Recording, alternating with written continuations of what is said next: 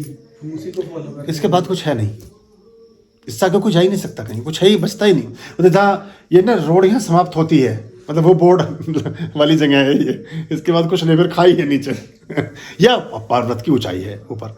तो वो भी क्या पूछ रहे थे कि वो स्त्रोत्र और मंत्र में कौन सा ज्यादा प्रभावशाली होता है? स्तोत्र मंत्र कई बार, जैसे गायत्री, गायत्री के बहुत सारे स्वरूप, दुर्गा, दुर्गा के बहुत सारे स्वरूप।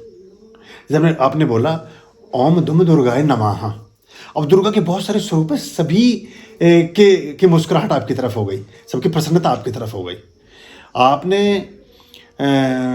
और मंत्र ऐसा कोई बोला, अंग सरस्वती अंग नमा बोला, तो सरस्वती के बहुत सारे स्वरूप हैं, बहुत सारे। जो कमला है वो भी एक तरह की सरस्वती ही हैं, जो मातंगी हैं उनमें भी सरस्वती के गुण ही हैं। बहुत सारी देवियां हैं जो सरस्वती से संबंधित, लगभग 15 देवी के करीब सरस्वती हैं, जो सरस्वती उनकी मेन वो है, और वो सारी प्रसन्न हो जाती हैं।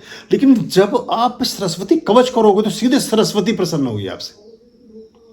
एक तो आपने जनरल एप्लीकेशन लिखी कि भैया मैं पूरी जनता के नाम एक चीज़ लिख रहा हूँ, हमारे नाले में पानी भरा हुआ है, 3 दिन से साफ नहीं हुआ, नगर निगम को चिट्ठी भेज दी। एक आपने सिर्फ मेयर को ही चिट्ठी लिखी।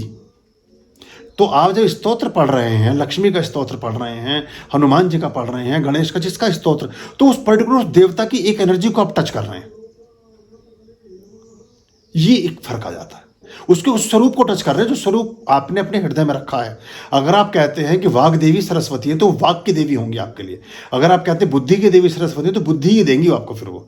अगर आप कहते हैं मेधा की देवी सरस्वती है तो मेधा ही देंगी वो। मेधा में देवी आदादस्तु है, सरस्वती माँ आदादस्तु, तो वो आपको फिर वही चीज देंगी जिसको आपने अपने मन में, जैसे आपने उसकी कल्पना की है, क्योंकि आप सरस्वती को वैसे ही जानते हो। आप कह रहे हो विद्या की देवी, मेरी बुद्धि अच्छी हो जाए, तो बुद्धि ही अच्छी देंगी। लेकिन एक सरस्वती ऐसी भी है जो सोना भी देती हैं, और आप जानते हैं सोना देने वाली सरस्वती को, तो फिर वो सोना ही देंगी।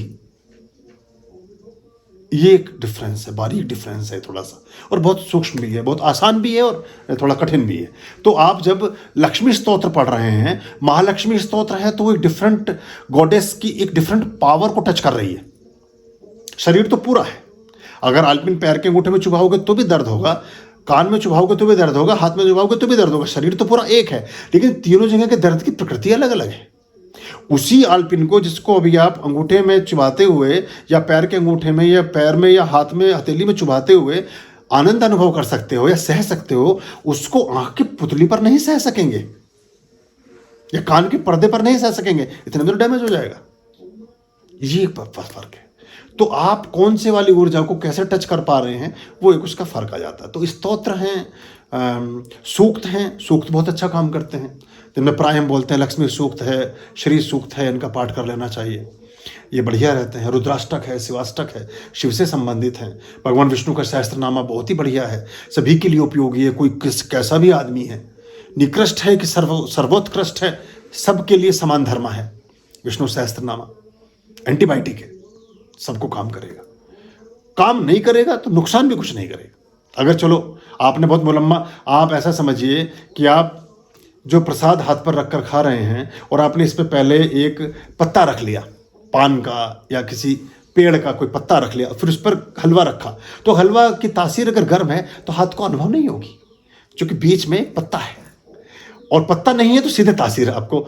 आप गुरुद्वारे में जब जाएंगे तो आपके हाथ पर रखेंगे, आप कटोरी भी लेके जाएंगे, कटोरी हटाइए, आप हाथ पर मिलेगा आपको वो, इसलिए कि उसकी अनुभूति आपकी पूरा से एकदम से आपकी एनर्जी को टच करती है वो चीज़, वो सीधे सीधे, और आपके पूरा शरीर उसको फॉलो करता है।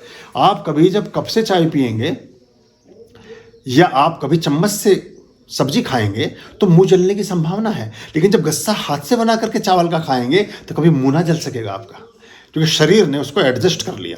गर्म होगा तो वहीं घुमाते रहोगे उसकी गुल्ली, वो दाल चावल की, जब तक वो जब तक वो ठंडा ना हो जाएगा।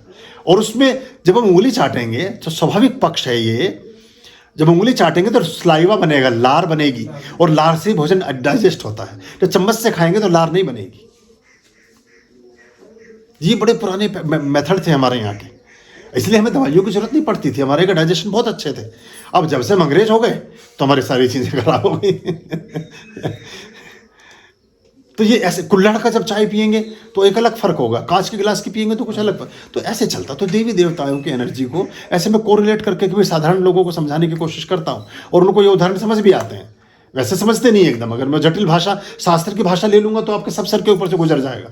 तो आप समझ ना पाएंगे उस बात को। तो हम ऐसा करके करें। और ये जो जैसे गणेश अथर्व शीर्ष है बहुत अच्छा है, उसको जैसे अभी माघ मास में शुरू होता है उसको हम कर सकते हैं। बुधवार से शुरू करना होता है? नहीं, माघ मास की जो चतुर्थी आएगी उसमें होगा। ये जो आपने मंत्र बताया था मुझे, नहीं, ये तो कभी भी, ये किसी भी बुधवार से कर लीजिए। संकल्प करना होता है पहले? इसका पूरा पाठ है, हाँ, संकल्प के साथ ही है। ठीक है। वो पाठ को ही करना शुरू कर दो, बहुत अच्छा पाठ है, उसमें अंत में ये मंत्र लिखा है। तो तुम्हारा समाधान हुआ। चलो अब थोड़ी सेवा करो, ये सफाई करो। जी गुरुदेव। आर्यं शरणं शुभमस्तु संभो